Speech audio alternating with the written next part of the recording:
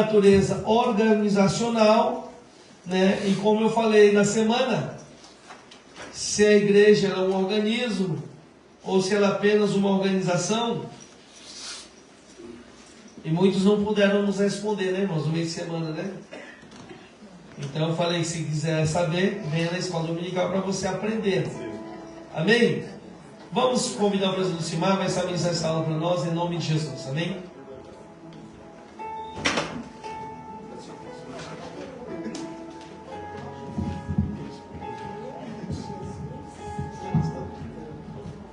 Glória a Deus. Aleluia. Primeiro que todos com a paz de Jesus. Amém, queridos? Amém. Aleluia. Vamos, lição de número 12. A igreja tem uma natureza organizacional. Isso é interessante para nós. O nosso companheiro fez uma pergunta para a igreja durante a semana. Meus irmãos, e aí? Nossa igreja é um organismo, ela é uma natureza organizacional. O que é a nossa igreja? Irmãos, é um tema bastante interessante, embora pouco discutido em todas as igrejas em si, mas é um tema muito interessante para nós aprendermos e compreendermos um pouco. Se as igrejas tivessem esse trabalho, que nós vamos entender um pouquinho aqui hoje, eu acredito que haveria menos bagunça do que nós temos visto nas igrejas por aí. Não é? Então, por falta desse tema, e aqui nós vamos citar algumas coisas, porque alguns também não se interessam por isso, não é? Então é um assunto bastante relevante para nós. Então, nessa lição nós estudaremos a perspectiva bíblica a respeito da natureza orgânica e organizacional da Igreja de Cristo. E essa é, ao mesmo tempo, um organismo vivo e uma organização constituída de múltiplos ministérios, a fim de que o que causa o reino de Deus seja entendido. Irmãos, essa lição é interessante, porque quando se fala de organismo e de organização da igreja, o negócio está tão junto que... Sabe aquela conversa que a gente fala assim, está junto e misturado? É mais ou menos isso. Está junto e misturado que em algum momento passa despercebido essa parte organizacional da igreja. E ela passa até mesmo, parece que ela até é espiritual junto nisso. Né? De tão junto que é esse trabalho organizacional da igreja. Vocês têm noção do que é isso? Por exemplo, eu cheguei na igreja e eu vi que a igreja está organizada diferente. Uma organização.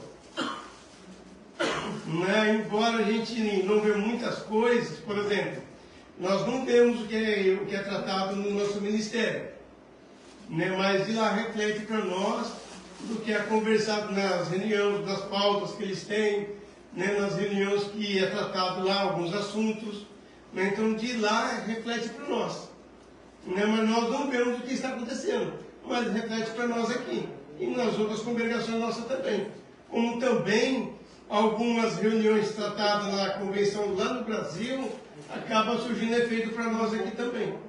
Né? Então nós vemos que isso é um tema importante para nós. Então por isso, a partir desse ensino bíblico, a respeito da natureza da igreja, teremos a oportunidade de refletir sobre o contexto atual de que muitos procuram negar a natureza organizacional do corpo de Cristo, como se houvesse uma impossibilidade de conjugar o organismo e a organização. Será que é tão necessário assim? Esse assunto organizacional da igreja? Será que Deus está preocupado com isso? O que vocês acham? Não é meio exagero assim dos homens?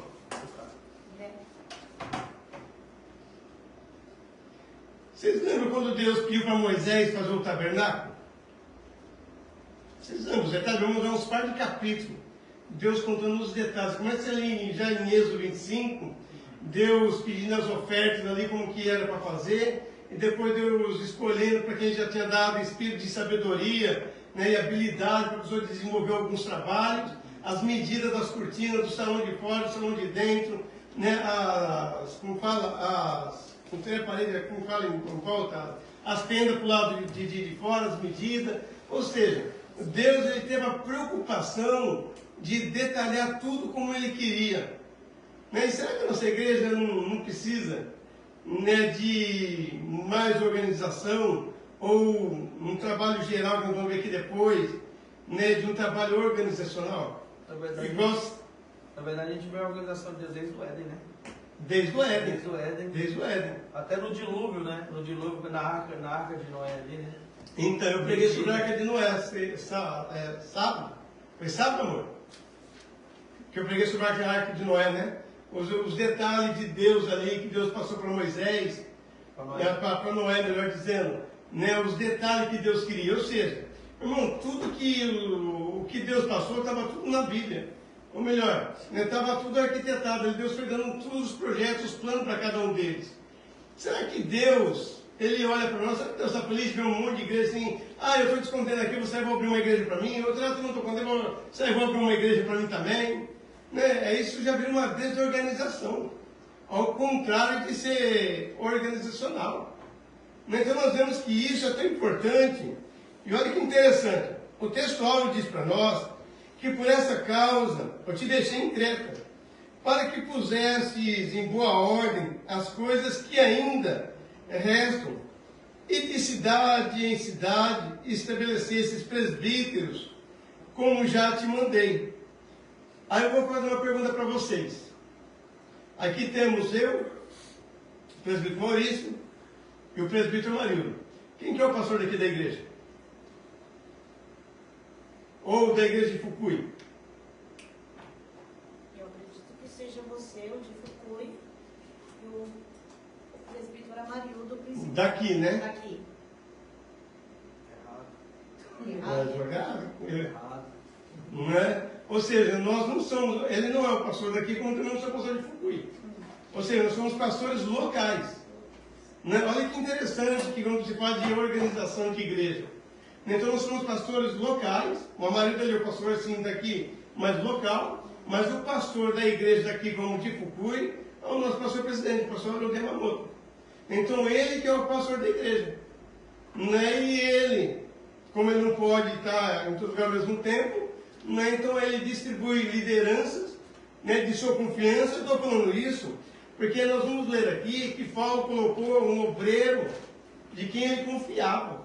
Um obreiro que ele ganhou na fé, um filho na fé. Ele vai falar, meu filho na fé, a quem ele ensinou a trabalhar, a caminhar, confiou, e aí ele dá algo importante, colocar algumas coisas em ordem que ainda restam a fazer. Então sempre tem algumas coisas em ordem para nós colocarmos, sempre tem, né? E tem essa importância de nós trabalharmos em cima disso. Então, por essa causa eu te deixei em Creta, para que pusesses em boa ordem as coisas que ainda restam, e de cidade em cidade estabelecesses presbíteros, como eu te mandei. Não, ou seja, como o nosso pastor tem feito. Ele tem, não em todas as cidades, mas da maneira do possível, ele tem estabelecido lideranças, até presbítero, até mesmo alguns evangelistas, até mesmo pastores, né, para que trabalhassem algumas igrejas, né, para que ele cuidasse, né, do rebanho do povo de Deus. Tá? Mas vamos lá. A verdade prática diz assim para nós: a igreja é um organismo vivo, de natureza espiritual, e ao mesmo tempo uma organização. Mano, trabalho em fábrica, mano? Trabalho em fábrica. Por exemplo, o Maurício, o marido também, eu também. Eu creio que todos nós trabalhamos em fábrica. Né? Não sei o Fernandinho, né, Fernandinho? Vida boa, né? Então. Mas na palestra não é bom, não, meu irmão. Mas então, a gente vê que, por exemplo, as empresas onde nós trabalhamos é uma organização. Mas eles não são um organismo. Eles são apenas organização. Organismo é aquilo que gera vida. Não é? Então nós vemos que, se você for ver no dicionário, é o que vai mostrar para nós, é algo que gera vida, que vive. Né? Então, ou seja, o corpo de Cristo é isso. Ele é um organismo vivo. Nós estamos vendo que de tempos em tempos tem almas novas chegando, aceitando a Cristo, pessoas crescendo, né, e sempre crescendo. Ou seja, então nós vemos que o organismo, ou melhor, o corpo de Cristo, ele é vivo. Tanto que a Bíblia diz que Cristo ele é o cabeça. Né? Agora as empresas são apenas uma organização, mas eles não são um organismo. Né? Porque eles não têm ali o que viver ali, não tem o que dar vida. Eles são apenas uma organização. Pode ser o maior multinacional que vocês pensaram da vida, são apenas empresas, né, que são organizações. Mas o organismo é só o corpo de Cristo. Então nós vemos que é uma estrutura material e ao mesmo tempo em que o organismo é vivo. Então trata-se de questões materiais, mas também de questões espirituais.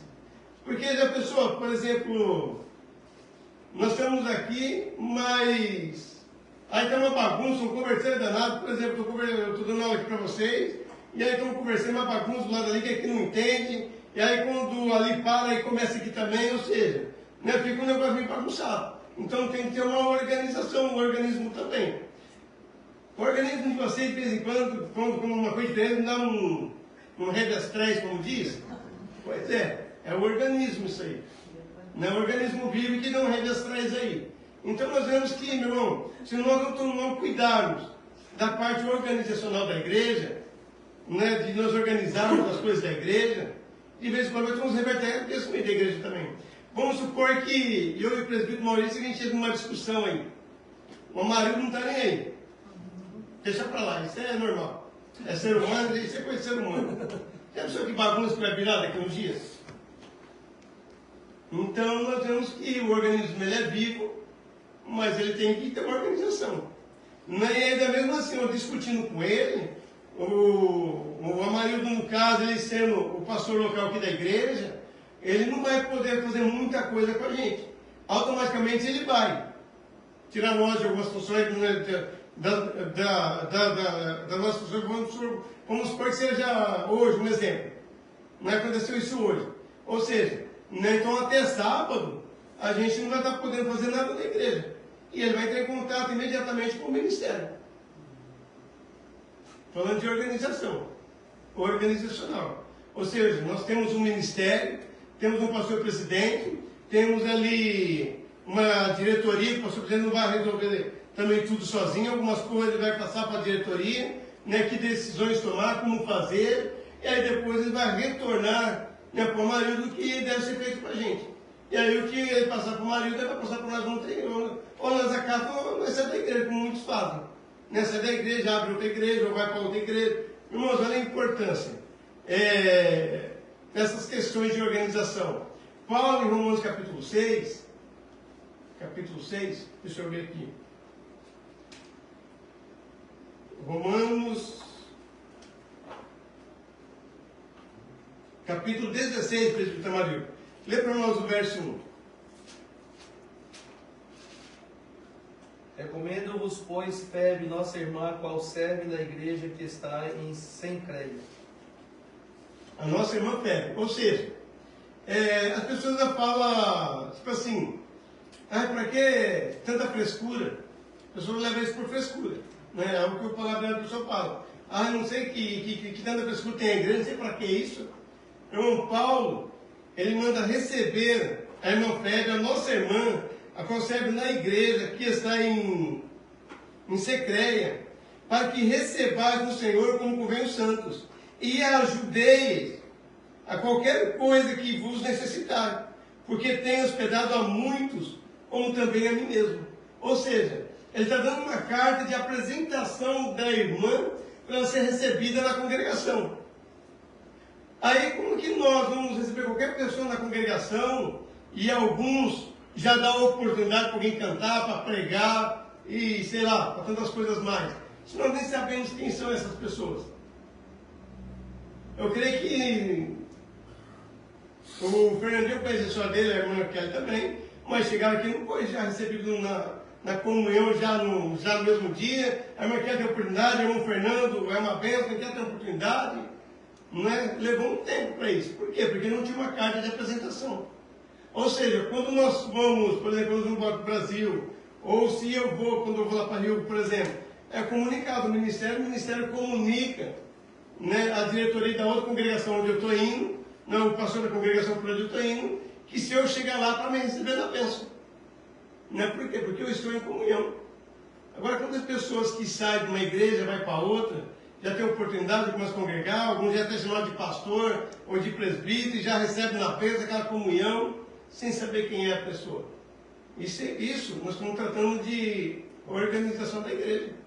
Então, a organização não é só nós olharmos as cadeiras arrumadas, como eu falei, eu percebi que as coisas já estão diferentes na hora que eu cheguei. Então, nós estamos falando só dessa parte. Mas, principalmente, quando se trata do corpo de Cristo. Irmão, porque isso é importante. Né? As pessoas que sobem aqui em cima, né, para trazer um louvor, para trazer uma oportunidade, né, para trazer uma ministração. Irmão, isso é algo importante. E ainda mais. Cada vez que eu preguei, ou se um outro dia eu vou pregar, por exemplo, se eu pregar bobeira aqui em cima, o marido ele tem a autoridade de me chamar no canto depois e conversar comigo, que mensagem que você trouxe. Por quê? Porque ele é o responsável da igreja. É o que Paulo deixou para o nosso irmão aqui, para ti. Não é para que ele colocasse algumas coisas em ordem lá. E nós vamos entender o porquê. Você sabe o que tinha naquela igreja? Meu irmão, pensa numa bagunça. Dos irmãos do lado de fora, querendo trazer a bagunça para dentro da igreja. E a bagunça já estava na igreja também. Então Paulo está escrevendo essa carta para ele, para colocar as coisas em ordem, para não deixar pela bagunça. Aí eu venho, falo um monte de neira aqui, aí eles vêm e falam outras neiras aqui também, aí já que virou, não, só falar as neiras, aí vem cada um fala o que quer. Meu marido não está nem aí com nada, ou seja, meu irmão, né, então se tem um pastor na igreja, né, nós temos pastor presidente, mas temos um pastor local, nós temos o responsável da igreja, então é responsabilidade dele, né, ver o que nós estamos trazendo no altar da igreja, a quem ele vai receber como membro e de que maneira também. Então isso é uma importância, e que muitos não valorizam isso. Muitos vejam isso como que é frescura de igreja, que isso é desnecessário. Meu irmão, já passou tanta bomba lá em Fukui, como aqui também que eu sei, em outras igrejas por onde nós estávamos. Então nós vemos que a importância disso tudo. Então a igreja sendo ao mesmo tempo uma organização e organismo, a estrutura material e ao mesmo tempo organismo, trata-se de uma questão, de questões materiais, mas também questões espirituais. Então a igreja tem, portanto, duas dimensões. Uma, a dimensão organismo, que diz a respeito à sua razão de ser igreja, enquanto a organizacional, que diz a respeito da estrutura que permita em que ela seja, e que deve ser, por exemplo, quando alguém fala de igreja, está pensando num templo aqui. Está falando, vamos lá na igreja de Joaquim, na cidade de Deus. A pessoa não está pensando em nós, ela está pensando no salão, não é na igreja. Ou se for, vamos lá para a igreja lá de Fukui, vocês não estão pensando no irmão Simar, nos irmãos de lá. Vocês estão pensando, né, quando se fala de igreja, nós estamos pensando no local, do espaço físico. Não é que é a igreja, que isso é importante, né, como uma organização. A lição ela trata disso. E nós temos o salão, temos as cadeiras, e como receber os irmãos, né, de uma maneira, claro, quanto mais confortável, melhor. Tá? Então, e a palavra-chave que fala sobre organização, sempre há uma clara distinção entre organismo e organização.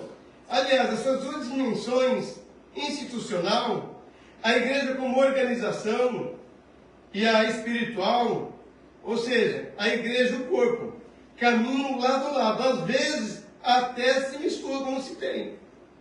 Então, nessas duas dimensões.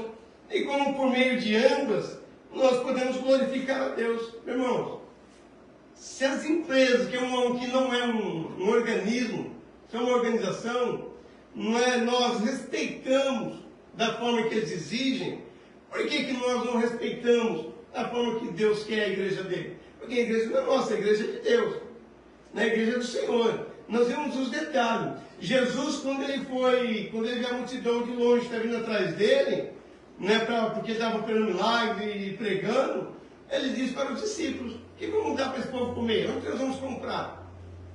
Aí ele diz para o povo, aí ele diz para os discípulos: manda que assenteis.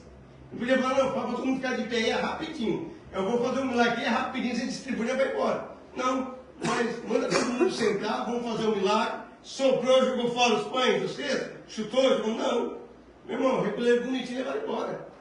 Então, ou seja, se Jesus, o próprio Deus, gosta das coisas organizadas e mostrou para nós que isso funciona, por que a igreja do Senhor tem que ser de qualquer maneira? Tem que ser do jeito que eu penso e eu não posso acatar o que o nosso pastor pensa. Não é? Então isso é interessante. Vamos supor que essa igreja aqui é minha. Né? Eu abri para mim, ela é minha. Não é do Ministério da Igreja do nada, é minha. Né? Eu abri, ela é minha. Não é? Como que eu vou organizar essa igreja? Tem um problema aqui no meio, como que eu vou resolver? Eu vou resolver do meu modo. Ou seja, grosso modo. Com quem que eu vou me aconselhar? Com quem que os irmãos vão resolver a situação? Irmãos, é o que está acontecendo hoje. Aqui na nossa cidade, como também em Fukui, tem muitas igrejas assim. E isso está aumentando a cada dia. Não é exatamente por causa disso. Porque nós não queremos a organização, que é as coisas do meu jeito. Né? Mas quando eu vou trabalhar, eu faço do jeito que a firma pede. Eu não faço do meu jeito. Tem que ser do jeito deles.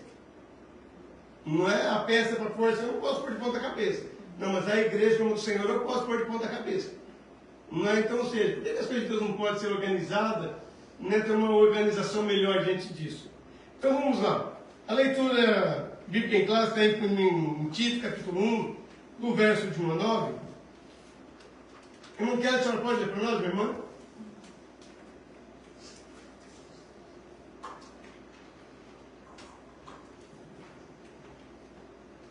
Paulo, servo de Deus, apóstolo de Jesus Cristo, segundo a fé dos eleitos de Deus e conhecimento da verdade, que é segundo a piedade, em esperança da vida eterna, a qual Deus, que não pôde mentir, prometeu antes dos tempos dos séculos, mas ao seu tempo manifestou a sua palavra, pela pregação que me foi confiada, segundo o mandamento de Deus, nosso Salvador.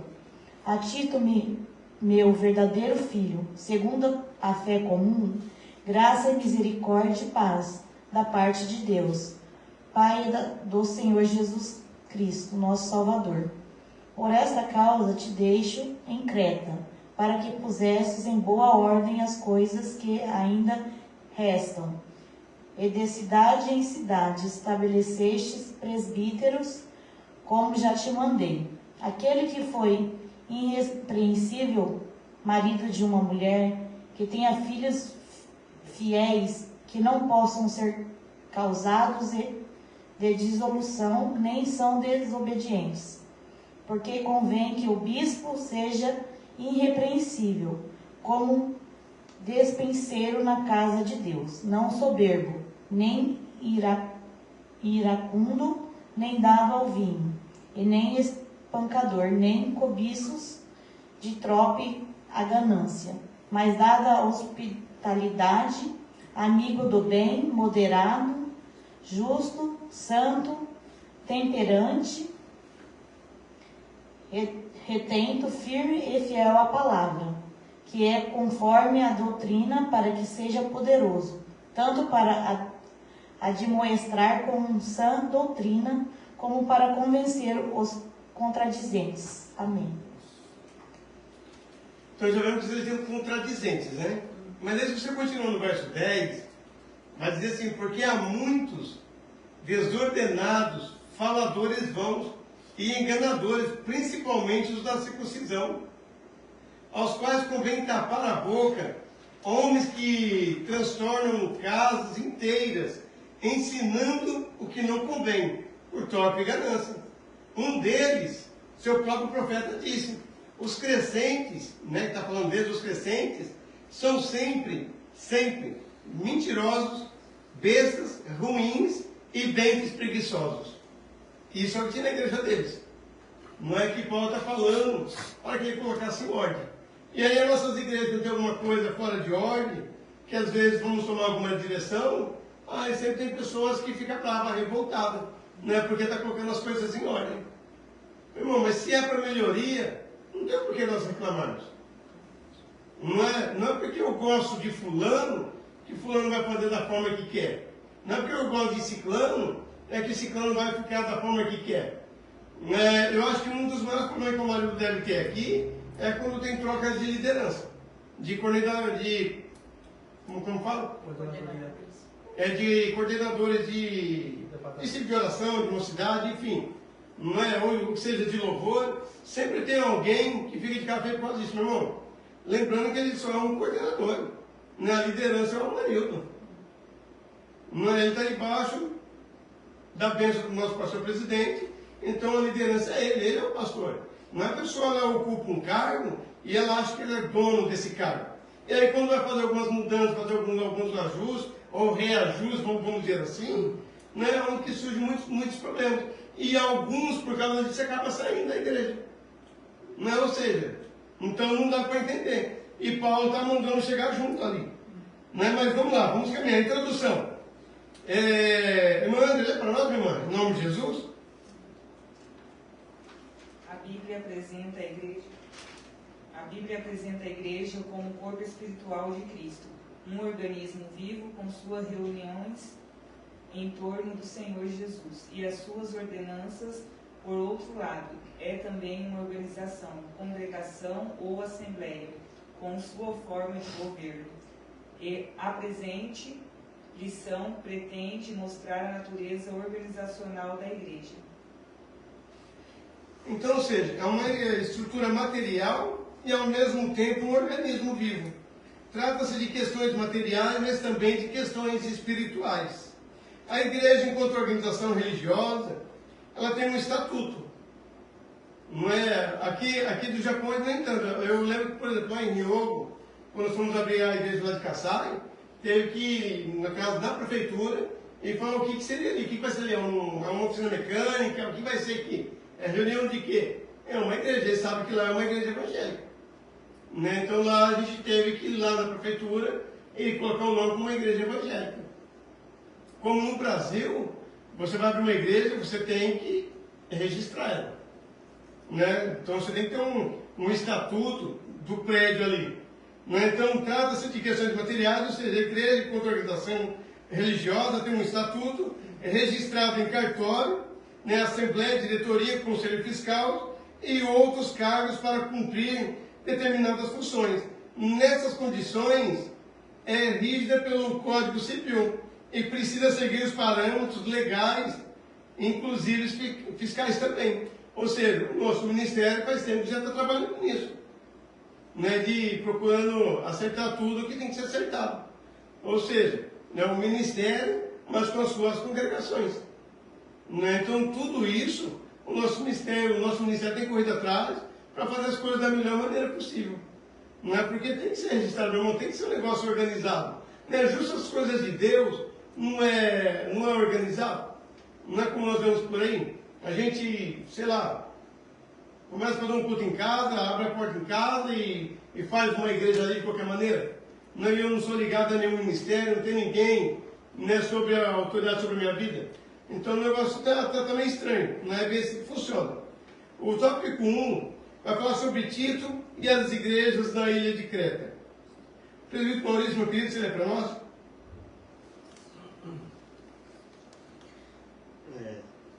Tito, versículo 4. O apóstolo escreveu a Tito, estando ele em Nicópolis, na costa oeste da Grécia, ou mais provavelmente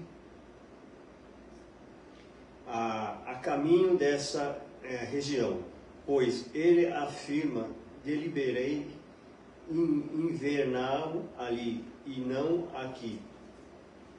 Com as epístolas a Timóteo, a de Tito traz importantes diretrizes para os pastores em todos os lugares e época. Tito é chamado de verdadeiro filho do apóstolo Paulo, expressão que o apóstolo também usa para Timóteo. Tito era grego, convertido provavelmente em Antioquia. Seu nome não é mencionado em Atos dos Apóstolos, mas aparece 9 vezes em 2 Coríntios, 2 em Gálatas, uma em 2 Timóteo, e na epístola que lhes fora destinada, que traz o seu nome. Foi companheiro do apóstolo Paulo em suas viagens, missões e... Deixa eu só virar aqui um pouquinho.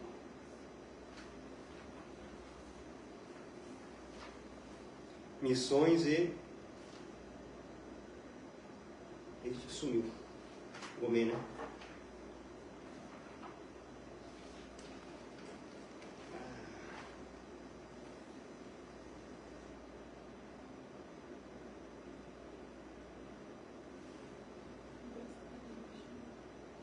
Não era missionária?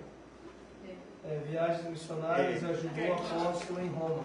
É que eu estou no celular. Joãozinho. É que eu estou no celular, então sumiu.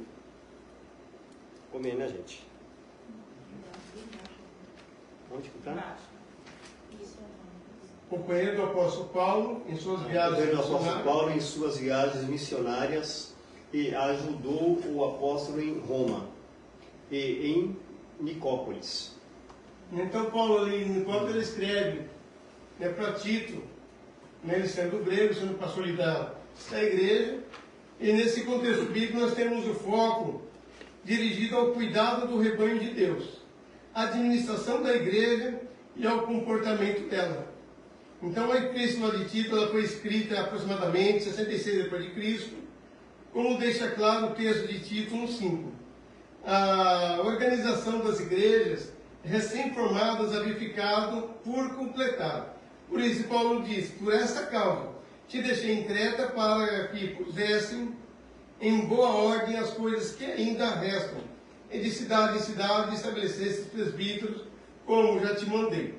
Né? Então, meus irmãos, é notório o cuidado de um pastor de igreja, né, quando ele fica sabendo de algumas dificuldades que as igrejas estão passando, e ele fazer contato. Hoje está mais fácil, né, para nós, né? Manda um zap rapidinho, ou liga, né? Mas naqueles tempos a carta demorava para chegar. Né? Mas hoje, vamos colocar nos tempos de hoje. É normal, se o nosso pastor presidente souber que a nossa igreja passou por uma dificuldade, ele está sabendo que está acontecendo algumas coisas lá, se for necessário até trocar o dirigente, ele vai, sem problema nenhum diante disso. Não é? Então, se essa é uma situação, quantas obras já aconteceu de um ministério, né, a diretoria ir para resolver o problema, e tem que trocar o dirigente da igreja. Meu irmão, então são coisas que o ministério se preocupa, o pastor se preocupa com as congregações, não preocupa simplesmente com a congregação, mas principalmente com os membros.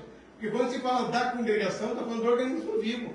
Olha como que é importante essa parte do organismo, não é com a organização. Quando fala que está preocupado com a congregação, não é questão do lugar físico em si apenas, mas principalmente com os membros. Não é? Então, onde ele vai tomar os cuidados para que seja resolvido algumas circunstâncias. Tá? Mas vamos lá, o 2. O pastor de Creta. Irmão Fernandinho, legal, querido?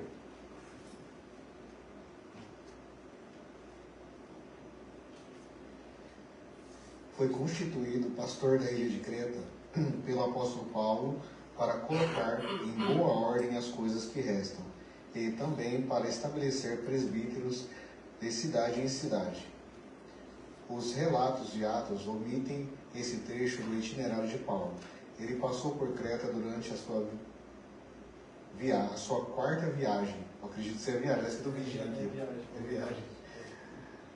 Da condição de prisioneiro com destino a Roma, num local chamado Bons Portos. Pelo que parece, não foi nessa ocasião que ele deixou Tito em Creta. Então, nós vemos que Tito ele sai de uma fileira do paganismo para abraçar a fé cristã. E ele nessas caminhadas com Paulo, né, Paulo zelando, cuidando dele, né, vendo um bom obreiro que ele é, meu irmão. Hoje, o que falta muito nas nossas igrejas é isso. Né? São pessoas de fé para ombrar lado a lado com os seus pastores. Não é hoje o que está faltando muito no nosso meio é isso. E nós vemos que Tito, em várias obras, está junto com Paulo. Né? Caminhos bons, caminhos ruins, momentos ruins, mas Tito estava ali. Tanto que depois Paulo levanta ele como pastor da igreja lá na Grécia e deixa ele lá. Então nós vemos que Tito não era apenas um filho da casa do apóstolo, mas também seu companheiro e cooperador. Irmãos, olha a importância disso. Né, de nós sermos companheiros do pastor, né, como também cooperadores. E hoje, muitas vezes, nós não queremos isso, não estamos preocupados em querer ser cooperador do pastor, ou ser companheiro do pastor. Eu quero minha posição, meu cargo, assim, eu quero pregar, eu quero dar meu estudo e acabou. E esse pastor que se vira. Né, ele que arruma outro amigo por aí. Meu irmão, infelizmente é isso. Né, se nós olharmos, os irmãos têm bastante contato. Pergunta para os amigos de vocês, pastores, que vocês conhecem, quem são os companheiros amigos dele de caminhada? Para vocês verem como que está em falta. Meu irmão, e como que está em falta isso? E nós vemos que Tito é um desse. Né? Tito é um desse companheiro, amigo, cooperador na obra, está sempre, olha que coisa maravilhosa, sempre obedecendo às ordens do apóstolo. Somos até companheiros, mas esse não tem que obedecer, né? Quando paga para a obediência, a gente já deixa de ser amigo, já não dá mais para ser companheiro. Então nós vemos que sempre obedecendo às ordens do apóstolo, no sentido de cooperar com ele no trabalho e do ministério em várias igrejas. Era um homem pronto, sempre disposto a fazer a obra de Deus, onde quer que o apóstolo enviasse. Tito deveria corrigir as doutrinas e as práticas incorretas nas igrejas de Creta. E uma tarefa que Paulo não conseguiu completar por questão de tempo. E Paulo vai dizer no capítulo 2, verso 1: Tu, porém, fala o que convém, a sã doutrina. Você já viu por aí como que está em falta essa sã doutrina na igreja? A gente já ouviu pregar muitas coisas, mas de pregar a doutrina, né, de pregar a palavra de Deus, a gente vê que isso está em falta. Né? Pregam tanta coisa, e o que convém pregar para a melhoria da igreja, né? Então nós vemos que isso está em falta. Mas, vamos caminhar aqui. O 3. A nossa irmã Regiane pode ler para nós, minha irmã?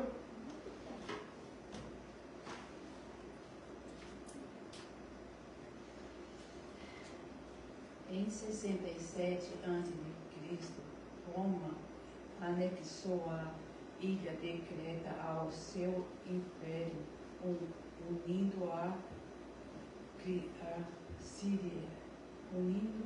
a Cirene, no norte da África, nos termos da Bíblia, como uma só província.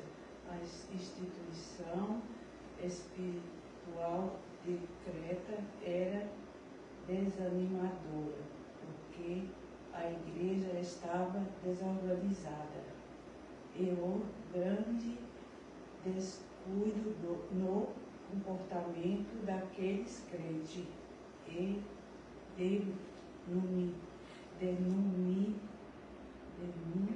denunciado no capítulo 2, parece que o relaxamento espiritual era consequência de um desleixo natural que era característica dos crentes.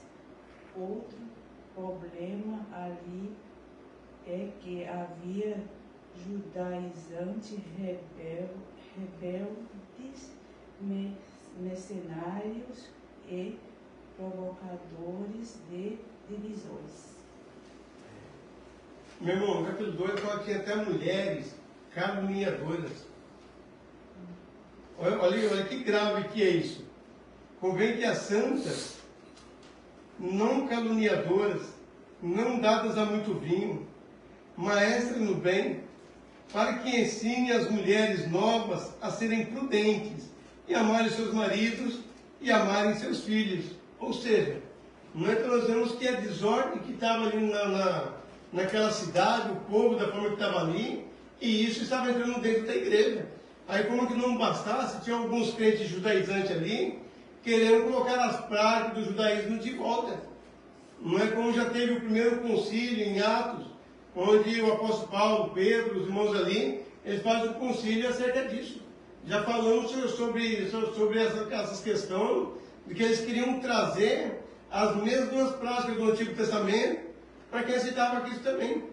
Então nós vemos que já tinham feito o concílio ali, né? Essa parte organizacional já começou a funcionar ali no capítulo de Atos, e nós vemos que isso é importante.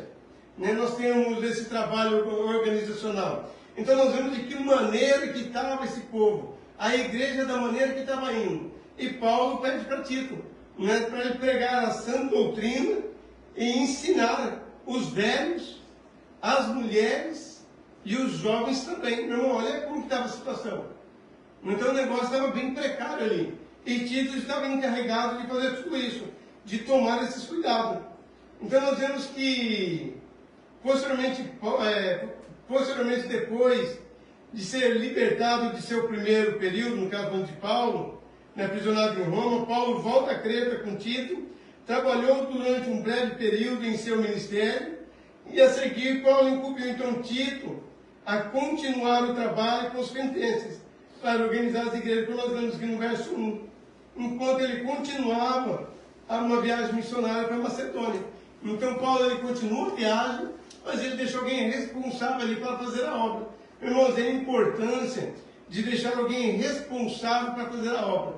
Não é porque fazer nós queremos, mas a responsabilidade, nós fazemos as coisas com responsabilidade é outra coisa. Eu estava pensando com o marido um pouco antes de vir para cá, a respeito disso, de pessoas que nós conhecemos, não é, que já aprontou em uma igreja, já aprontou na segunda, e ele está na terceira. Eu falei, meu irmão, é só uma questão de tempo, vai aprontar de novo. Meu irmão, não é que a gente, tipo assim, pragueja, mas é o caráter da pessoa. Não é o que falta para ela. Se ela sai do Ministério X, chega no Y com a carta de apresentação, ou se aquele pastor daquela igreja faz contato com o ministério, saber quem é o fulano, meu irmão, as coisas fechariam o cerco. Então nós vemos que a pessoa não está preocupada, é pastora, é presbítero, é obreiro. Seja bem-vindo. Né? Com o tempo Deus cuida, com o tempo não, meu irmão. Né? Deus vai tratar de você, não se preocupa não.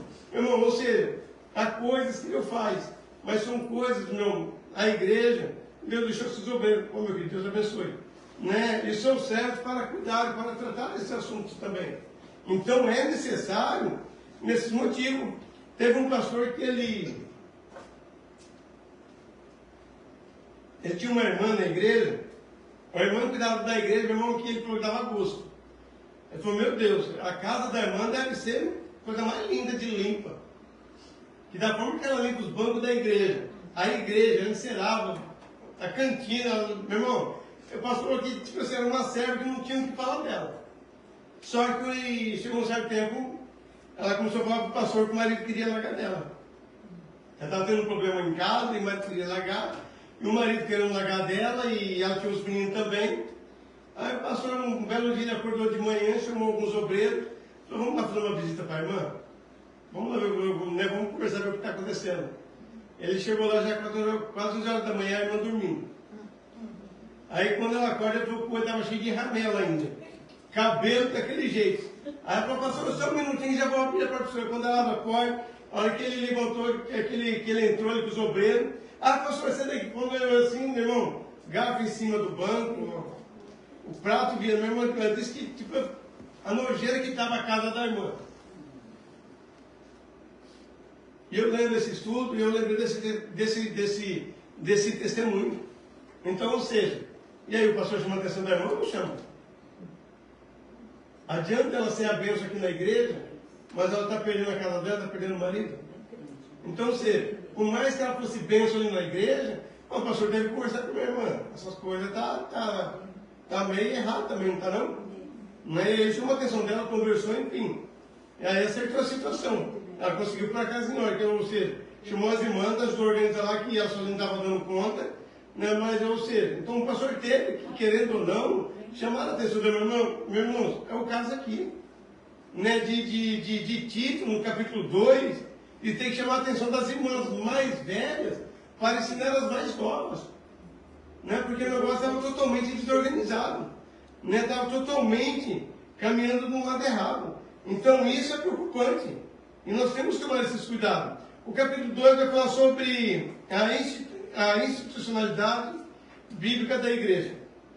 O primeiro subtópico é a instrução paulina. Não quer ler para nós, meu irmão, ligado?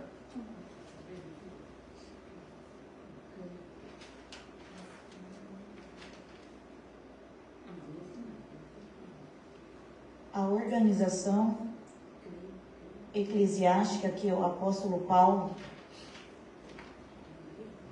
instrui Tito não se restringir a uma estruturação ministerial, estabelecer presbíteros de cidade em cidade e instruir os líderes durante a sua carreira apostólica.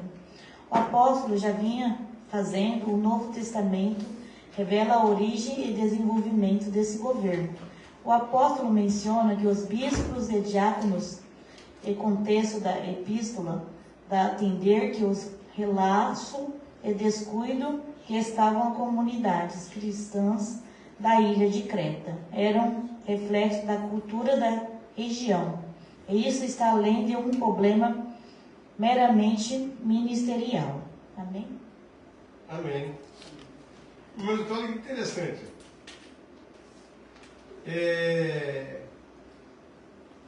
Nós vemos que o sincretismo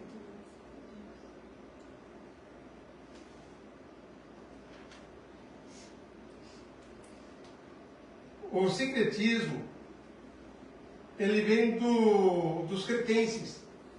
Então nós vemos que lá em Creta, cada uma das numerosas cidades queriam mais autonomia possível para eles se virarem. Então nós vemos que eles queriam que mais autonomia possível em relação às demais situações que eles viviam lá.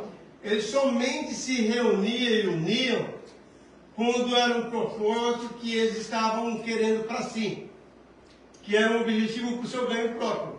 Aí eles se uniam contra o opositor, no caso, né, para que eles não perdessem, né, mordomia, ou sei lá, né, conforme a situação que eles estavam vivendo. Então, somente quando era para defender alguma coisa do caso geral deles, aí eles todos se reuniam e ficavam contra os outros. Mas caso contrário, era cada um para si, cada um que se virava da maneira que dava. E isso tudo eles queriam fazer também da mesma forma na igreja, né? Mas só que nós vemos que nessa ilha, que concluindo de toda sorte de cultos, religião, filosofias e linha de pensamentos, nessa época a igreja ela era cercada por um mar de paganismo. Meus irmãos, e esses paganismos, e esses mais cultos mais adversos que eles faziam, tudo isso eles estavam também trazendo prática para dentro da igreja. Ou seja, irmãos, é bem certo que nós saímos do mundo para a igreja. Mas nós não queremos trazer o mundo para dentro da igreja. E era o que eles estavam fazendo. Eles vinham para a igreja, mas eles queriam trazer o seu hábito, os seus costumes, a sua maneira de ser, o seu jeito para dentro da igreja. Cada um da sua maneira. Então a igreja precisava de uma organização. Ela precisava ser organizada seriamente. Não somente na condução do culto, mas também organizar os irmãos da maneira de cultuar também. Né? De que maneira que eles iriam fazer. E Tito deveria dar essas instruções à igreja em relações eclesiásticas, individuais, familiares e sociais, irmãos. Então olha que não é só a questão da igreja. Aqui é fácil, né? Vou trazer uma palavra, por exemplo, culto de família. Vou trazer uma palavra para a família. É resolvido o problema. Mas a questão não é só o culto. A questão não é só a parte eclesiástica que ele tinha que cuidar. Mas ele tinha que ver a parte individual de cada um, ver a parte familiar, como nós vemos no capítulo 2, né? Como também a parte social do povo, porque até porque nós vemos aqui que eles eram preguiçosos. Só queria estar de barriga cheia e preguiça cura. Irmãos, aí não dava. Então até nisso, nós vemos que o Tito ele teve que resolver. Ele teve que conversar com as pessoas também. Então nós vemos que desses propósitos anunciados, o último é o que cobre a maior parte da carta. A moralidade dos cretenses estava longe do que deveria ser. Tito 1,12. Um deles, o seu próprio profeta disse: os cretenses são sempre mentirosos. Aí eu te pergunto, tem mentirosos ainda no centro de hoje nas nossas igrejas? Muito. Meu irmão.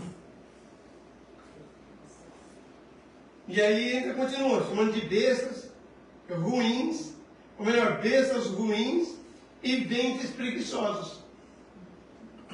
Então nós vemos que, temendo que esses novos convertidos retrocessem aos seus antigos vícios, então Paulo sentiu a necessidade imperativa de orientar a Tito sobre como conduzir no meio desse povo. Porque é uma coisa, olha a importância. Pergunta para o Amarildo, meu irmão, algumas questões da igreja a gente resolve, mas dependendo da circunstância, ele se orienta com o nosso pastor presidente, ou com algum dos nossos pastores da nossa diretoria, não é que decidam tomar, como nós resolvemos.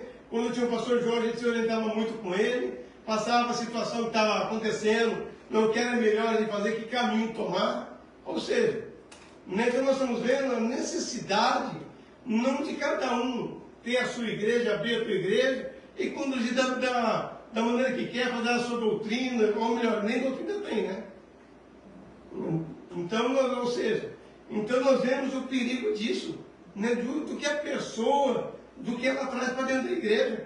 E Paulo, nessa preocupação, ele orienta a Tito como cuidar e zelar da igreja, de que maneira ele deveria chamar a atenção e de quem ele deveria chamar a atenção também, com quem que ele deveria estar conversando. Então, olha a importância, não é de nós termos uma igreja organizada, não é falando da parte organizacional aqui, isso é importante.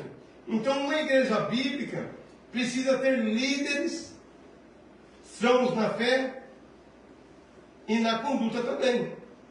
Paulo ele deixa bem claro que o objetivo supremo do governo da igreja é a preservação da verdade revelada. Então não adianta somente nós temos nossa liderança, eu não poder contar para ela que a conduta dela não condiz. Não adianta nós termos uma liderança que prega bonito, mas eu não posso olhar para porque a conduta dele não condiz com o que ele prega. E aí você vai chamar a atenção de quem? Vamos porque é só uma marido aqui, a igreja dele. Você vai reclamar com quem? Você vai fazer o quê?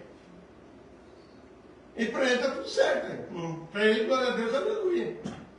Não, mas como que fica essa situação? Não é? Então, meu irmão, nós temos que ver e rever nossos conceitos acerca das organizações da igreja. Não é quando nós saímos daqui, eu não sei, eu acho que eu não vou morrer aqui no Japão. Não sei. Né? A verdade é que eu quero saber onde eu vou viver, onde eu vou morrer, é o que menos importa. Não é? Importante é onde eu estou vivendo. Onde morrer é o que menos importa. Né? Mas, por exemplo, meu irmão, se eu estou vivendo aqui no Japão, e se um dia eu mudar da minha cidade, uma vez um irmão perguntou assim para mim, né? Porque ele não veio para a igreja.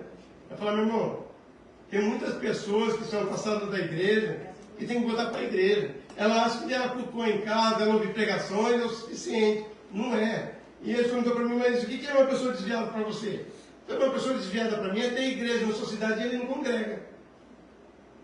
Hoje ele está congregando, tá? Glória a Deus. Aí eu falei, um exemplo.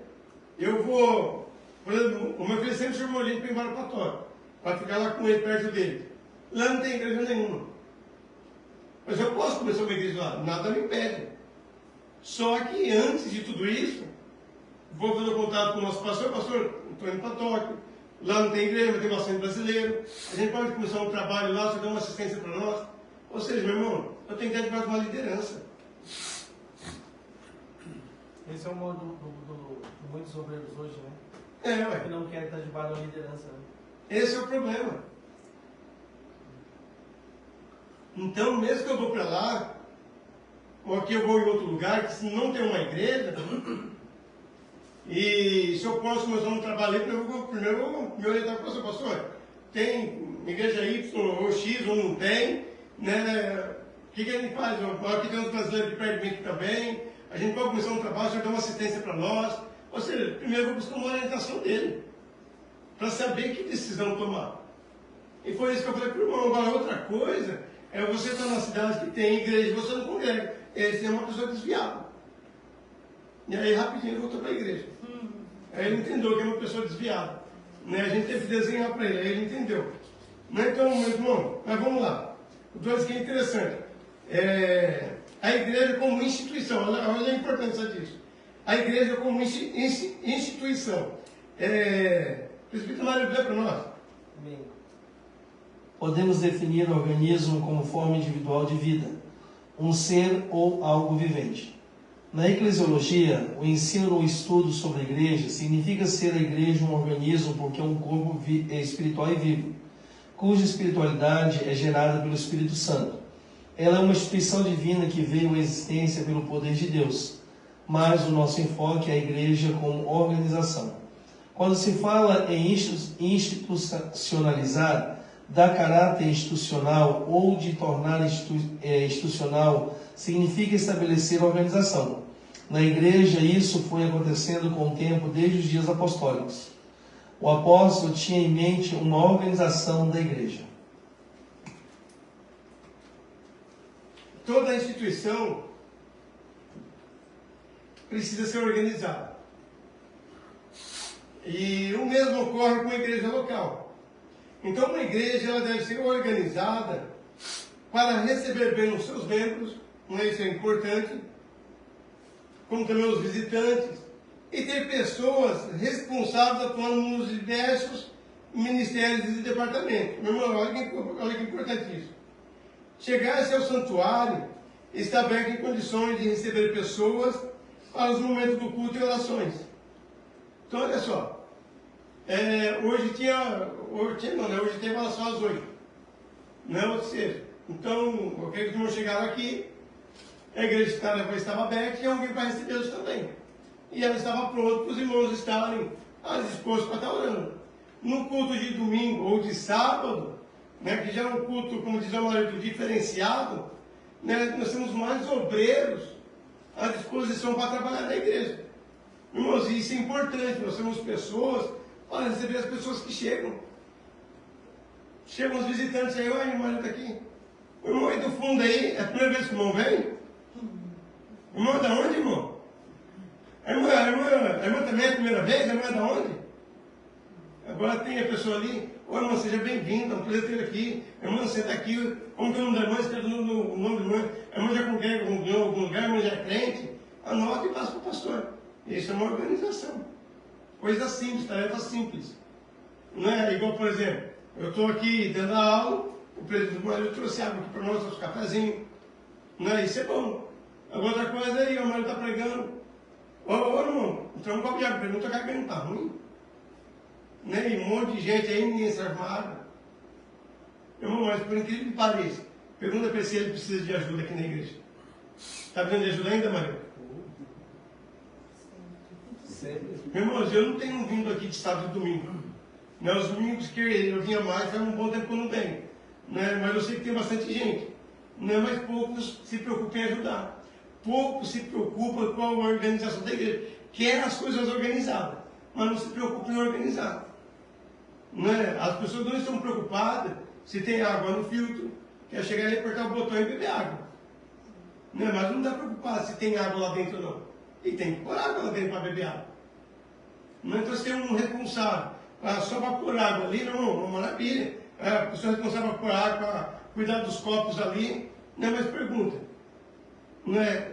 Tem pessoas, mas poucos estão preocupados com a organização da igreja. Querem as coisas organizadas, não é? Mas não quer se comprometer em organizar. E quando pegam alguma coisa, e às vezes ainda reclamam que está fazendo demais.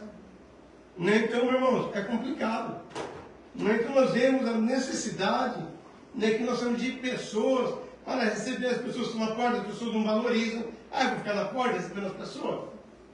Irmão, você é o primeiro a cumprimentar o visitante. Você é o primeiro a dar um abraço, a dar um bem-vindo para ela. Irmão, isso é maravilhoso. Você chegar num lugar, ser bem recebido, a pessoa te abraçar. E, meu irmão, o irmão Rosa foi ele veio aqui uma vez, do jeito que ele entrou, ele saiu. A primeira vez. Lembra que ele perguntou pra gente? Aí a segunda vez estava eu, o Vinícius aí também. Aí o Vinícius começou a conversar com ele, eu estava ocupado aqui com os irmãos. Aí eu falei, ô irmão, vem cá, me dá um abraço. Ele me deu até um presente depois, deu uma carteira dele, nesse dia. Nós ficamos até 3 horas da manhã conversando. Ou seja, meu irmão, a importância de você dar atenção para a pessoa. Eu não sabia que ele era uma pessoa sozinha, que ele não tinha família aqui morando com ele, né, que ele estava só aqui. Mas a importância de nós darmos atenção para as pessoas, né, de nós recebermos ela bem e segurar ela, levar para a cantina para tomar um cafezinho, sei lá, né, para pagar um salgado para a pessoa ali. Irmão, isso é importante. Né? Então nós vemos que tudo isso trata de uma instituição organizada. Então não é somente ter um salão alugado, ter ar-condicionado para alugar essas coisas, mas tem uma série de coisas para manter a igreja organizada. Não somente isso, a organização. Irmã André, leu para nós, Dona.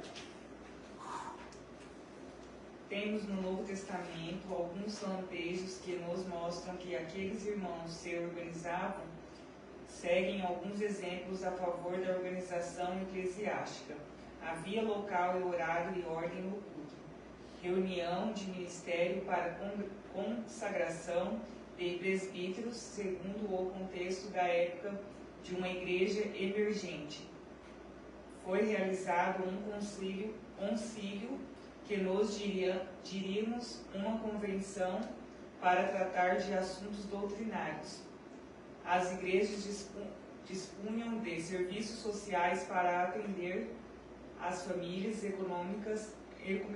economicamente fragilizadas. Os capítulos 8 e 9 de 2 Coríntios tratam do assunto. Havia na igreja de Corinto o que hoje chamaríamos de comissão de ética, e também tesouraria. A carta de recomendação era mais como um documento, um recurso para garantir a origem e identidade das pessoas. E bem interessante, a Maria dava para nós, 1 Timóteo capítulo 3, aí você vai ler do verso 1 ao 7, aí o Fernando abre para nós na carta dos Efésios capítulo 4, do 11 ao 16, o presbítero Maurício, na revistinha mesmo, Tito, capítulo 1, do verso 5 ao 9. Ou você abre a tua Bíblia, você vai ler para o nosso Tito. Então nós vemos que no livro de Atos, ainda que a igreja se reunisse nas casas, o ministério da palavra e dos sacramentos, bem como a aplicação pública da disciplina, ocorriam sob lideranças dos apóstolos e sobre visitas da Assembleia reunidas. Isso está em Atos capítulo 4, no capítulo 5 e no capítulo 6. O governo da igreja, pela palavra, foi dado aos oficiais devidamente instituído por Deus, para o pastoreio dos crentes. Aí, lê para nós, 1 Timóteo capítulo 3, do verso 1 ao 7. Esta é uma palavra fiel. Se alguém deseja o episcopado, excelente obra deseja. Convém, pois, que o bispo seja irrepreensível, marido de uma mulher, vigilante, sóbrio, honesto, hospitaleiro, apto para ensinar, não dado ao vinho, não espancador, não cobiçoso de torpe ganância, mas moderado, não contencioso, não avarento, que governe bem a sua própria casa, tendo seus filhos em sujeição com toda a modéstia. Porque se alguém não sabe governar sua própria casa, terá cuidado da igreja de Deus, não neófito, para que, ensoberbecendo-se, não caia na condenação do diabo. Convém também que tenha bom testemunho dos que estão de fora, para que não caia em afronta e no laço do diabo. Fernandinho, capítulo 4 de Efésios, do 11 ao 16. Ele mesmo deu uns para os apóstolos, outros para profetas, outros para evangelistas e outros para pastores e doutores, querendo o aperfeiçoamento dos santos para a obra do ministério, para a edificação do corpo de Cristo, até que todos cheguemos à unidade da fé e ao conhecimento do Filho de Deus, o homem perfeito, à medida da estatura completa de Cristo, para que não sejamos mais meninos inconstantes, levados em roda por todo o vento de doutrina, pelo engano dos homens que, com astúcia, enganam fraudulosamente. Antes, seguindo a verdade em caridade, cresçamos em tudo naquele que é a cabeça, Cristo, do qual todo o corpo, bem ajustado e ligado pelo auxílio de todas as juntas, segundo a justa operação de cada parte, faz o aumento do corpo para a sua edificação em amor. Amém? Presbítero Maurício? Tito, né? Do 1 ao 9. Isso, do 5 ao 9. Do 5 ao 9? Por esta causa te deixei em Creta, para que pusesse em boa ordem as coisas que ainda restam, e de cidade em cidade estabeleça presbíteros, como já te mandei. Aquele que for irrepreensível, marido de uma mulher, que tenha filhos fiéis, que não possam ser causados de dissoluções, nem são desobedientes. Porque convém que o bispo seja irrepreensível como despenseiro da casa de Deus, não soberbo, nem iracundo, nem dado ao vinho, nem espancador, nem cobiçosos, de torpe e ganância, mas dado à hospitalidade, amigos de bem, moderado, justo, santo, temperante, retendo firme a fiel palavra que é conforme a doutrina, para que seja poderoso tanto para admoestar com a sã doutrina, como para convencer os contradizentes. Vocês notaram que essas 3 leituras que nós fizemos, a importância da referência, né? Nós vemos que, Efésios que o Fernando leu, o ministério que Deus deixou para a igreja para a edificação do corpo de Cristo, né? Para que nós fôssemos edificados e chegássemos à estatura de homem perfeito, né? Timóteo, né? A carta ali que Paulo escreve a Timóteo, a importância das referências, né? Que deixou ali para nós, como também é para Tito. E por que nós vamos pegar, aceitar qualquer pessoa sendo pastor, ou nós estamos debaixo de uma submissão de qualquer pessoa em qualquer igreja? Simplesmente porque ela abre uma igreja como uma placa qualquer. Quem que ordenou ela, pastorada, presbítero, sei lá o quê? Então nós vemos a importância disso. Então a doutrinação formal dos crentes, no caso aqui, é uma responsabilidade dos pastores ou dos presbíteros. Né? No caso nós, os pastores locais ou os próprios presbíteros. Então fica para nós. A administração da disciplina eclesiástica, quando vai falar em Mateus capítulo 18, se tem uma contenda entre um irmão e o outro, você vai chamar atenção, a pessoa não ouvir, você leva, mas o irmão chama atenção ali, e senão você leva a diretoria. Né? Então, ou seja, então nós vamos ter a importância, né, de termos uma organização dentro da igreja. A organização não se fala somente nós vemos as coisas arrumadas aqui dentro, mas dentro do corpo de Cristo. Por isso que nós vemos, desde o início eu estava falando, que às vezes ela se mistura. Como eu falei, é junto e misturável. Né? Quando se fala da organização com o organismo vivo. Né? Da importância que isso tem. E muitos não estão preocupados com isso. O organismo e a organização, vamos lá, o presbítero Maria do 3, tá ligado?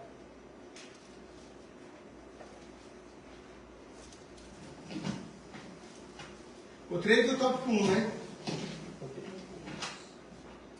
A questão atual, o organismo e a organização. A ideia é de que a igreja deve se restringir a um local onde as pessoas se reúnem para adorar a Deus, estudar a palavra, pregar o evangelho, orar e celebrar as ordenanças eclesiásticas. O que alguns ainda não entenderam é que essas atividades espirituais exigem uma organização. A nossa atitude é mostrar que a Bíblia nos apresenta a igreja como um organismo e, ao mesmo tempo, uma organização. Mas nunca devemos nos esquecer de que somos cidadãos de duas pátrias, a terrestre e a celestial. E isso significa responsabilidade com as autoridades civis constituídas, conforme Romanos 13, versículo 1 ao 7, como também com as autoridades eclesiásticas, conforme Hebreus 13 e 17. O ensino de Jesus é: dai, pois, a César o que é de César e a Deus o que é de Deus, conforme Mateus 22, 21. A organização da igreja, além de ser uma necessidade natural, é também uma exigência do Estado. Mas olha que interessante. A organização aqui, no caso, o organismo é a organização. Romanos 13 fala da nossa responsabilidade, da submissão às autoridades terrenas. E o presbítero leu aí falou que nós somos cidadãos de duas partes, a terrena e a celestial. Então, ou seja, como terrena, qual é a nossa obrigação aqui? Não é que é cobrado de nós. Embora tem alguns crentes que estão passando apertado aí, né? De não pagar imposto na prefeitura, enfim, ou essas situações. Ou seja, meu irmão, o que é de certo? Meu irmão, são as regras que tem que nos dar para nós, né? Que nós temos que pagar aqui. Eles não cobram imposto. Se você tem um carro, você tem que pagar o chaqueiro do carro, enfim, o imposto do carro, esse monte de coisa, meu irmão. Então, ou seja, o que é de César é de César. O que é dele, nós vamos dar para ele. Não quer cobrar dos impostos, não tem que a gente reclamar, ai, mas é caro, ai, mas não sei o quê, meu irmão. Você está morando aqui, você tem que pagar. Se você mora no Brasil, é a mesma coisa. Né? Qualquer país que você for morar, você tem que ser sujeito à submissão terrena de onde você está. Né, de onde você está vivendo. Agora, a Bíblia fala aqui para nós também, e dá de César, que é de César, de Deus, que é de Deus. A gente muitas vezes até paga com o maior prazer, né, as coisas que é de César. E como que é de Deus a gente reclama tanto? A gente reclama para dar o dízimo, a gente reclama para dar oferta, a gente reclama para dar uma oferta missionária.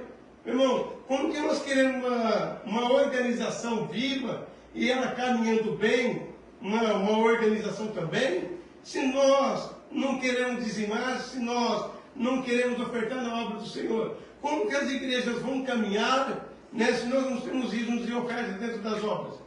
Né, como que nós podemos trabalhar, lembrando que a organização fala de nós ajudarmos os órfãos e as viúvas, né, os trabalhos sociais que a igreja tem que prestar também.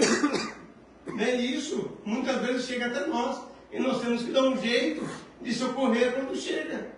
Mas como que nós vamos socorrer, né, se a igreja só dá para César e o que é de Deus ela não dá? Ou seja, o que é a semente para ela semear, ela não semeia, depois fica chorando e reclamando. Mas o que é de César ela dá.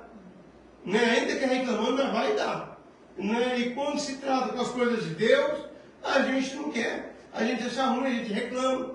Né? Lembrando que tudo isso é bom e é ótimo, embora essa organização, ela não é para deixar pastores ricos, igual tem acontecido muito aí, mas é para a obra do Senhor crescer, é para que as almas sejam alcançadas. Embora muitos venham para a igreja com a intenção de ficar rico, de ser pastor para a igreja ficar rico, irmãos, mas essa não é a vocação que Deus chama nós. Deus chama nós para pregarmos o Evangelho. Nós vemos aqui que Tito, a Bíblia não está falando que Tito era rico, né? Que Tito estava lá dirigindo um trabalho, ele era o pastor dali, e ele tinha um ótimo salário. Hoje, se nós, muitas vezes, se o nosso pastor querer mover nós de uma cidade para outra, a gente às vezes não quer ir porque é longe. Vamos, mas é porque tem filho na escola, mas é porque as dificuldades. Mas paga um salário bom para ver se a pessoa se preocupa com o filho da escola. Não é não, meu irmão, a escola toda a cidade tem. Os filhos se adaptam em todos os lugares. O nosso ministério, não sei se o Mário vai lembrar disso, mas o pastor Louro cansou de viajar com as crianças no carro. O pastor Edevaldo cansou de viajar fazer obra com as crianças dormindo dentro do fogãozinho. Como chama aquele fogãozinho que você tem? Aquele pretinho? O que vago? Elas queimavam. Eu, quando conheci o pastor Edevaldo, ele tinha uma dessa, e as crianças dormiam no carro para fazer a obra. O pastor Wilson é a mesma coisa. E hoje a gente se limita em fazer a obra. Irmãos, então nós vemos que, como que nós nos limitamos também diante disso. Então nós vemos a importância, não é, de nós nos preocuparmos, não somente, não é de nós fazermos uma obra onde nós estamos, mas quando nós precisamos ser removidos de um lugar para o outro também. Então isso é importante. E lembrando, não é que nós temos que dar o que é de César, mas não esquecemos de dar o que é de Deus também. Né? Não somente o que é de César entregar, mas lembrar de trazer nossos dízimos e as nossas ofertas para a casa do Senhor. Né? Isso é importante para nossas vidas. Presbítero. Oi? Mas eu acho assim, eu acho que a questão, a maior dificuldade hoje do ser humano é porque quando vai dar o de César, nós somos praticamente obrigados a dar o de César. Quando há uma se não dá, perde isso, né? Porque se não dá, perde o vício, se não dá, perde isso, se não dá, vem isso, vem aquilo. Então, como vem a sanção negativa sobre a vida da pessoa, ela acaba fazendo. E o que Deus quer não é impor sobre isso. O que Deus quer é que nós sejamos obedientes à sua palavra. E hoje a humanidade ela tem dificuldade em ser obediente a Deus. Principalmente quando vem a crise financeira, a primeira coisa que a pessoa faz não é deixar de pagar o imposto. Ela não deixa de pagar o imposto, ela deixa de dar o dízimo. É a primeira coisa. Por quê? Porque às vezes desobedecer a Deus é mais fácil do que desobedecer a lei dos homens. Né? Só que assim, lógico que a gente sabe que o dízimo ele não influencia na salvação, mas o dízimo ele influencia no nosso galardão. Quantas pessoas estão perdendo galardão no céu por desobedecer a palavra do Senhor? Quantas vidas que estão deixando de ser alcançadas? É verdade, verdade. Não é? Porque, embora talvez muitos hoje tenham criado uma dificuldade diante disso, via tantas coisas erradas que acontecem por aí. Mas, irmãos, o que nós temos que olhar, além do que o Marildo falou, obediência, mas a gente não fala tanto de questão que, falta amor na igreja. Irmãos, se nós amamos, por que nós não dizimamos na obra do Senhor? Sabendo que aquilo ali é para gerar vidas, para alcançar a obra missionária, para alcançarmos outras vidas, para que outras igrejas sejam abertas, para que haja trabalhos melhores dentro das nossas igrejas. Não seria maravilhoso, de repente, agora em maio, se o nosso ministério trouxesse uns 5, 6 palestrantes do Brasil, ou que se fosse de outro país, né? A gente fala do Brasil de alguns pastores que nós conhecemos, né? De trazer algumas pessoas que a gente gosta, né? de poder trazer para o ministério, para poder trazer um ensinamento, passar aqui por Itacaoga, passar por Fukui, e passar pelas outras congregações. Não, ou seja, queremos. Mas esse é um trabalho que tem que ser compartilhado entre os membros. Nem essa é uma parte que nós não temos, nós só queremos. Queremos e cobramos. Mas quando chega na nossa parte, então, meu irmão, aí não tem jeito. Né? Mas vamos lá. 2. A experiência pentecostal. Meu irmão, desses 2 aqui eu vou fazer um resumo, como surgiu o Pentecoste, tá?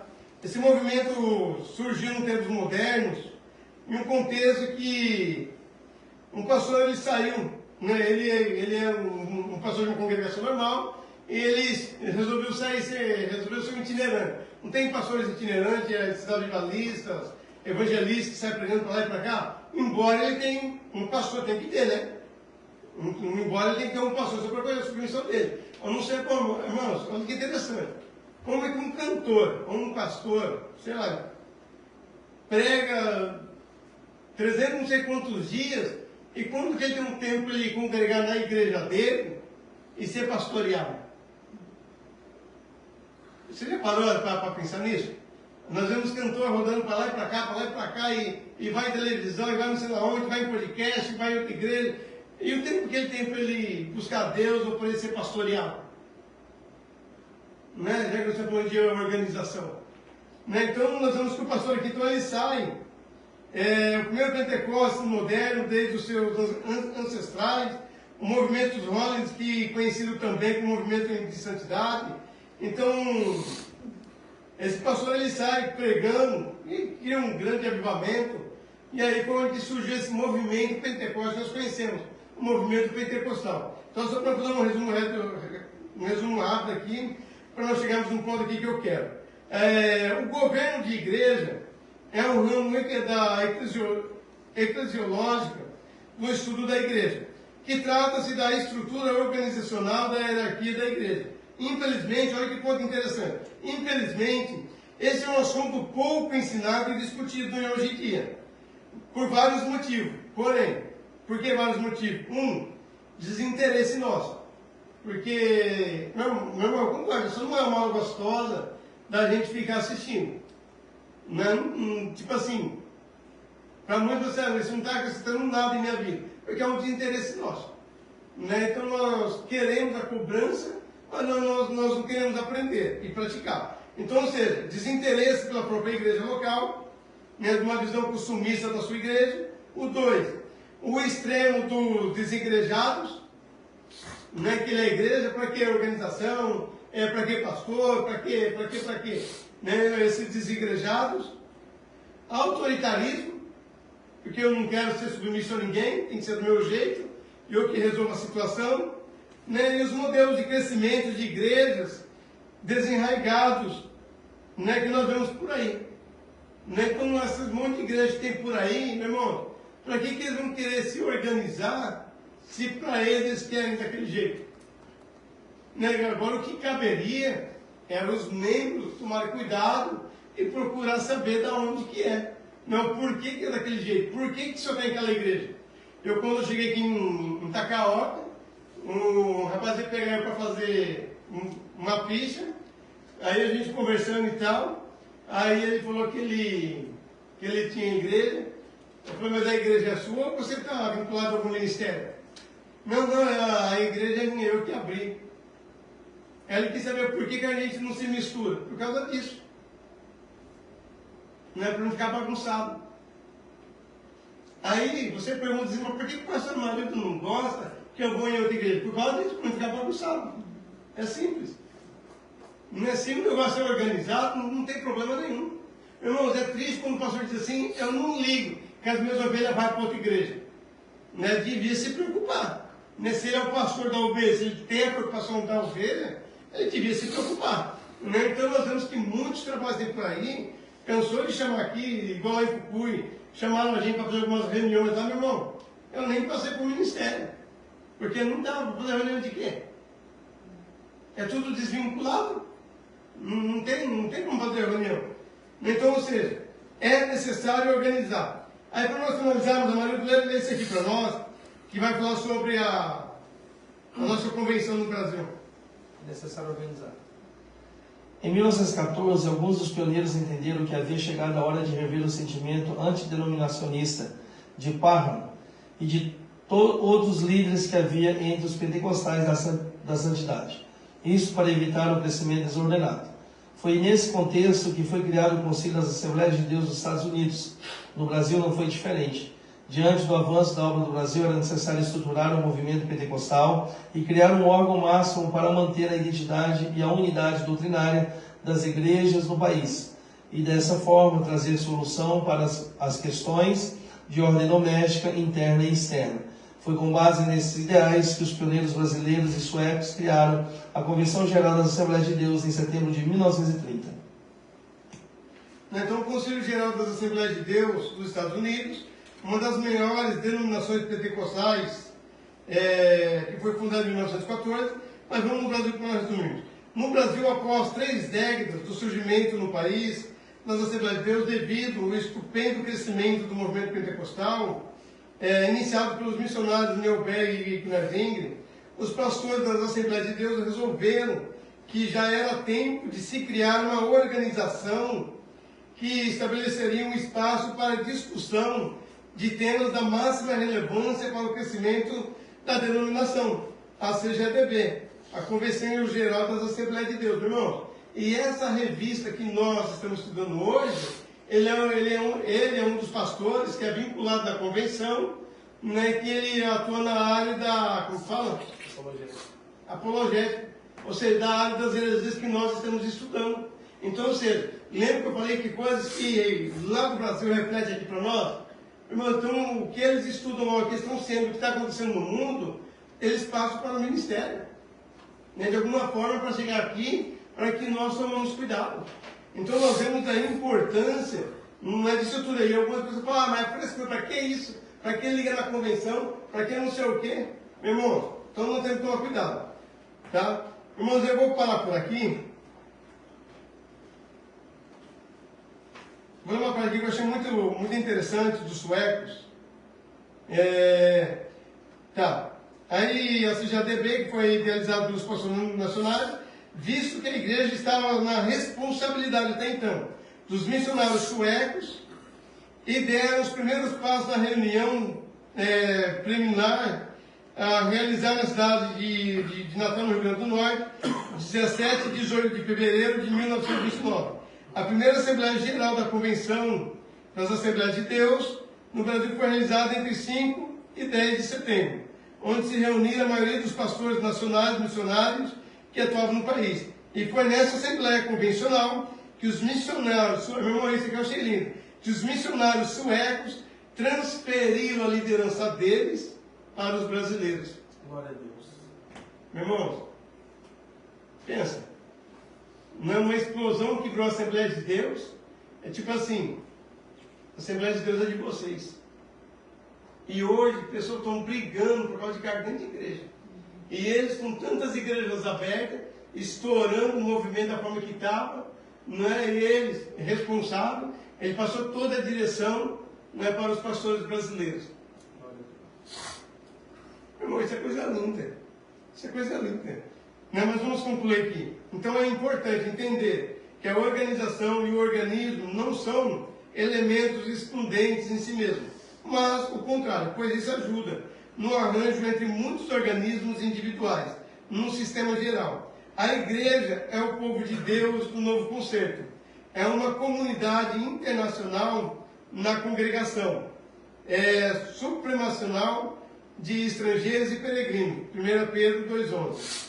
Seria humanamente impossível ela cumprir a sua agenda missionária, evangelizadora no ensino da palavra e serviço social em nosso país, no cada do Brasil e no mundo, aqui no Japão, não uma estrutura organizacional. Irmão, seria impossível, né, se não tivesse essa organização de fazer a obra da forma que está sendo feita. Né? E muitos, infelizmente, não gostam de coisas organizadas. Irmão, nós temos que procurar melhorar cada dia. Né? Seja, não somente aqui, mas ministerialmente, mas enfim, né, que nós possamos, quando chega nesse assunto, né, de nós darmos mais crédito, porque isso é importante, né, de nós termos isso. Só para finalizar, presbítero, embora já do horário, a minha esposa vai lembrar. Teve um irmão que foi na nossa igreja pregar, mas eu logo me converti. O pastor falou assim para nós, irmão, você vai ver, esse irmão prega que é uma bênção. Prega mesmo. Ele pregou no domingo, na segunda ele foi preso.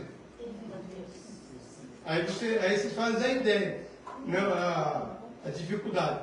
Mas também, queridos, então a importância de nós conhecermos quem chega na nossa igreja em nome de Jesus, presbítero, em nome de Jesus, Deus abençoe, amados. Se for alguma dúvida, só perguntar depois.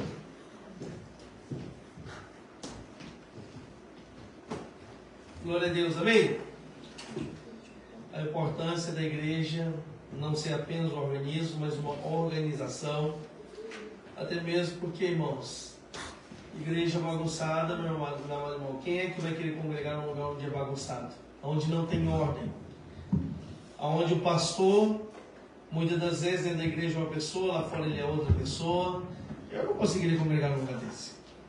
E eu louvo a Deus que o ministério pelo qual nós servimos ao Senhor aqui hoje no Japão, o Ministério JMAD, todos os ministros, não digo os presbíteros, os diáconos, os cooperadores, mas os evangelistas e pastores, meus amados irmãos, eles são conhecidos no Brasil, através da sua carteirinha da convenção da CGADD. Aonde chega lá no Brasil apresentar a carteirinha, ele vai ser reconhecido, né, como pastor.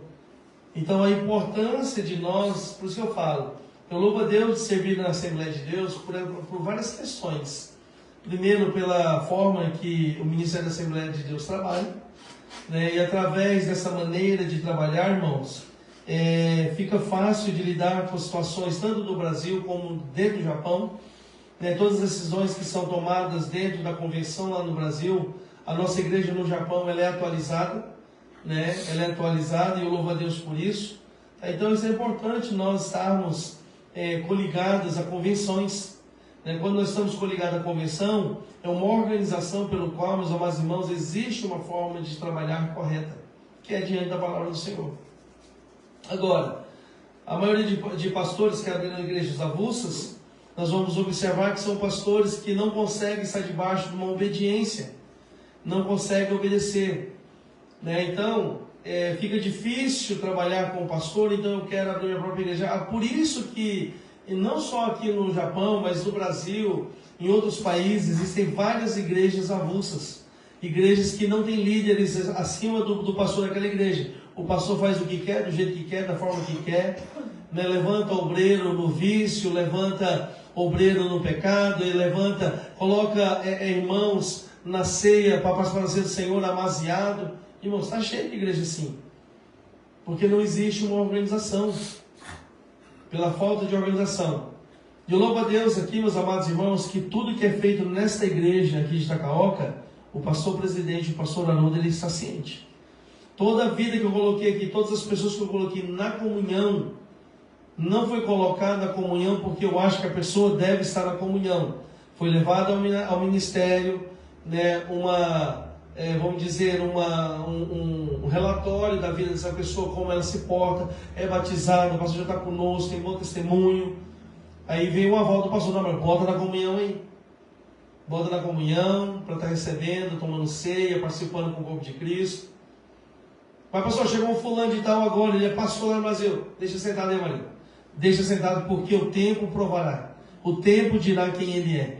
Porque, irmãos, quando você deixa uma pessoa por um bom tempo, né, sem fazer essas coisas, ele vai demonstrar que obreiro que ele é.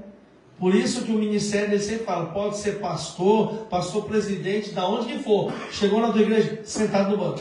Nem senta no altar, é sentado lá embaixo, porque o tempo provará quem é um obreiro. Então eu louvo a Deus.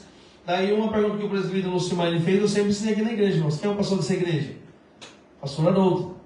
Eu sou apenas o dirigente. Eu sou a figura dele aqui nesse lugar. Porque tem pessoas que falam assim, a igreja Itacaoca ela está abandonada pelo pastor presidente. Não está. Eu sou a presença do pastor presidente aqui.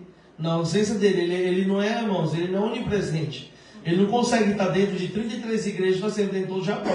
De norte a sul, de leste a oeste. Então ele precisa de representantes. Eu sou um representante do pastor Haroldo. Mas o pastor desta igreja é o pastor Haroldo. Tá, irmãos? É o pastor Haroldo. Tá? É o pastor Haroldo. Porém, né, só para a gente lembrar que tem pessoas que falam, já que é o pastor Haroldo, eu não estou nem aí porque o marido fala. Você me desrespeitando, você está desrespeitando o pastor Haroldo. Tá? Então, olha só como é que é importante essa questão da organização ministerial, né, dentro da casa do Senhor. Então eu louvo a Deus por isso, que nós possamos, em nome de Jesus, cada dia mais, irmãos, sermos fiéis a Deus para que igrejas sejam abertas, tá? Ok? Semana que vem, lição 13, perseverando na fé em Cristo, a última lição. Encerramos essa revista do primeiro trimestre com êxito. Estudamos toda, a próxima revista já chegou. Semana que vem eu trarei, porque eu não tive tempo ainda de fazer a separação. Quarta-feira que vem eu estarei entregando a nova revista. Tá? Então, em nome de Jesus, não falte. Em nome de Jesus, para a próxima revista estarei recebendo. A próxima revista está muito boa também. Né? O pastor Elinay Cabral vai estar sendo comentarista da próxima revista. Amém? Tá? Deus abençoe. Bom final de semana para todos. Em nome de Jesus.